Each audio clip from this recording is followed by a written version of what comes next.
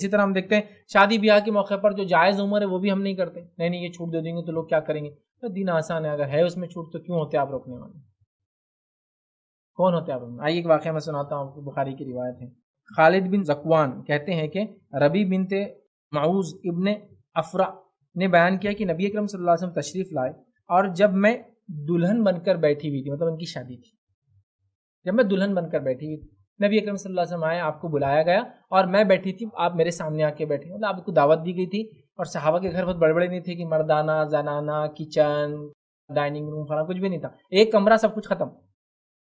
واقعہ یاد ہے نا آپ کو، اللہ کے رسول نے شادی کی، کچھ لوگ آئے ولیمے کے کھانے کو، آپ صلی اللہ علیہ وسلم کی بیوی بیٹھی ہے اور وہ کھانا کھا کے ولیمے کی رات دیر تک باتیں کرتے رہے، اور اللہ کے رسول شرم کے مارے ان کو بول نہیں سکے جواب بول کر. آپ بولیں گے گھر میں کیسے بیٹھتے تھے، گھر میں پردے بھی نہیں تھے. عورت کیا کرتی تھی، چادر ڈال کے الٹا بیٹھا کرتی تھی. گھر لوگ آ گئے اور وہ بیچاری چادر ڈال کے الٹا بیٹھ جاتے. اتنی بھی کپڑے نہیں تھے کہ وہ پورا برقع بنا سکے، گھر کے اوپر پردے نہیں تھے، تو بیچ میں گھر میں کہاں سے ڈالیں گے. تو کیا کرنا پڑتا تھا عورت کو، چادر ڈال کے پلٹ کے بیٹھی ہوئی چولہے کے طرف. سمجھے نا، آپ کی شادی ہوئی اور یہ اٹھ رہی نہیں مہمان، ایک ہی کمرہ، صحابہ کی حالت. تو اب ان کی شادی ہوئی تو آپ سب کو بلایا گیا، تو وہی کمرے میں بلایا گیا جہاں وہ رہتے تھے. تو وہ کہتی میں دلہن تھی، نبی اکرم سے بلایا گیا، اسی کمرے میں آپ بیٹھے. وہاں جب آپ آ کر بیٹھے تو کچھ بچیاں دف بجا کر گیت گا رہی تھی میری شادی پر. تو اس ایک بچی نے گاتے گاتے، اور وہ میرے والد اور میرے بھائی شہید ہوئے تھے جنگ بدر میں، تو وہ ان کی تعریفیں کرنے لگی، مرثیہ بولتے ہیں اس کو کہ ویسے تھے. نبی اکرم صلی اللہ علیہ وسلم سنتے رہے. پھر بچی نے کیا کیا، ایک مصرع جوڑ دیا. یار اب شاعری میں بڑے وہ ہوتے تھے، فوراً مصرع جوڑ دیا. اس میں آپ سب کو دیکھا تو ہم میں ایک ایسا نبی جو غائب کی باتیں جانتا تھا. آپ سب کہا رکو رکو رکو، یہ جملہ چھوڑ کر جو پہلے گا رہے تھے نا وہ چلنے دو. یہ جو اتنا جملہ ہے تو ہم میں ایک نبی ہے جو غائب جانتا، چھوڑ دو، باقی چلنے دو. وہ لڑکیوں نے وہ جملہ چھوڑ دیا، باقی چلتا رہا. تو اللہ کے رسول صلی اللہ علیہ وسلم کے سامنے شادی میں دف بجا، ڈھول نہیں ہے، دف ایک انسٹرومنٹ ہوتا ہے. ڈفلی ہوتی ہے نا انڈیا میں، دیکھیے ویسی ہوتا ہے، لیکن ڈفلی میں تھوڑا گھنگرو اور کچھ ہوتا ہے، وہ نہیں ہوتا. دف میں گول ہوتا ہے، ایک طرف سے لیدر ہوتا ہے، دوسری طرف سے اوپن ہوتا ہے، اور اس کو بجاتے ایک ہاتھ میں پکڑ کے دوسرے ہاتھ سے بجایا جاتا ہے. اب وہ اس کا کوئی طریقہ نہیں کہ سیدھے ہاتھ میں پکڑ کے الٹے سیدھے اینی تھنگ. وہ ڈھول نہیں ہے. ڈھول کیا ہوتا ہے، دونوں طرف سے بجتا ہے. اور ڈفلی کیا ہوتی ہے، اس کے اندر گھنگرو ہوتے، وہ بھی نہیں تھا. دف ایک ہاتھ سے اس کو بجایا جاتا ہے. سمجھے؟ آپ کو دف دیکھنا ہے تو آپ دف ڈالیے نیٹ پہ، آپ کو آسانی دف مل جائے. تو دف بجائے جاتے تھے، آپ نے سنا. اب ہماری شادی میں کہاں دف بجتا ہے.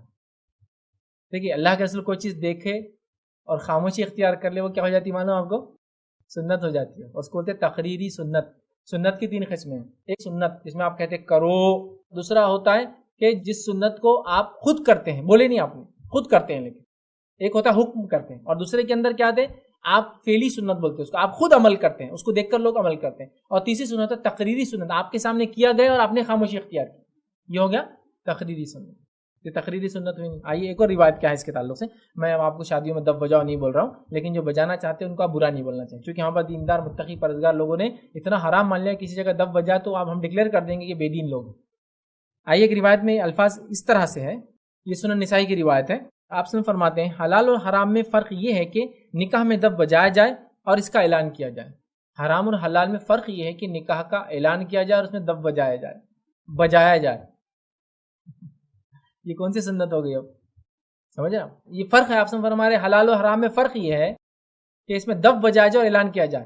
کیونکہ جو انسان نکاح نہیں کرتا ہے تو وہ چیزوں کو چھپاتا ہے جب وہ عورت کے ساتھ رہتا ہے، اور جو نکاح کرتا ہے تو اعلان کرتا ہے میری بیوی ہے، اور دف کی وجہ سے اعلان ہو جاتا تھا کہ یہ نکاح کر چکا ہے. سمجھے آپ؟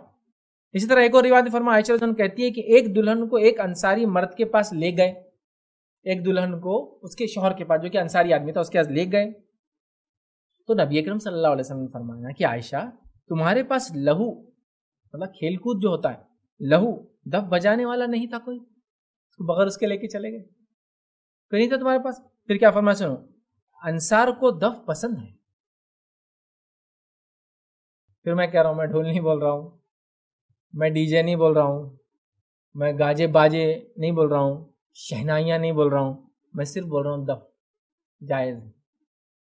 اس کی دلہن اس کے پاس گئی، آپ سے فرما رہا عائشہ دف نہیں بجایا گیا، اس میں انصار کو بہت پسند ہے نا یہ چھوٹ.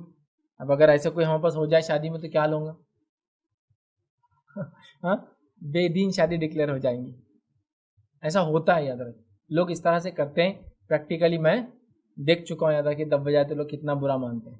لیکن بہرحال یہ ثابت ہے، لیکن ہم اس کو بہت برا سمجھتے ہیں. تو جیسے حرام کو حلال کرنا گناہ ہے، ویسے ہی حلال کو حرام کرنا بھی تو گناہ ہے. صحیح ہے نا؟ حرام کو حلال کرنا ایک گناہ، شدید گناہ ہے، اللہ کی شریعت میں تحریف ہے. چونکہ ہو رہا ہے، لوگ بڑے کہتے علماء نہیں چھوٹ دے دیں گے نا عورتوں کو تو دف سے کہیں کا کہیں نکل جائیں گے. لیکن یار جو لمٹ ہے وہ تو دے دو نا، باقی کہیں کا کہیں نکلنا لگ بات.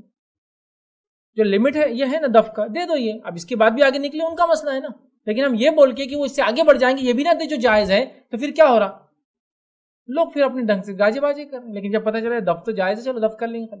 لیکن اب میں دف بولا تھا، دف کی محفل نہ جما دے، 50 دف لا کے ایک ساتھ بجا رہے، پورا محلہ ہلا رہے.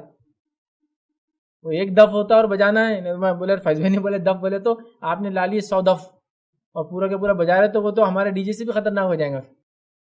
ود ان لمٹ ہے بھائی ہر چیز. میری بات کو اب آؤٹ آف دا وے نہ لے جائیں، بٹ یہ کیا جا سکتا ہے. ایک دف لے لے کوئی بجائے، اس سے اعلان بھی ہو جاتا ہے، معلومات بھی ہو جاتی ہے اور خوشی کا اظہار ہے. جیسا کہ روایت میں آتا ہے کہ عید کا موقع تھا، مسجد نبوی کے اندر کچھ لوگ آئے تھے، کرتب دکھا رہے تھے اور انصار کی لڑکیاں دف بجا کر گیت گا رہی تھی. اور اللہ کے رسول نے گیت کو سنا. ابوبکر صدیق نے جب اللہ کے رسول محلے میں آئے تو لڑکیوں سے کہا چھپٹ جاؤ. اللہ کے رسول نے کہا کہ لڑکیوں کو دف بجانے دو، آج ہماری عید کا دن ہے.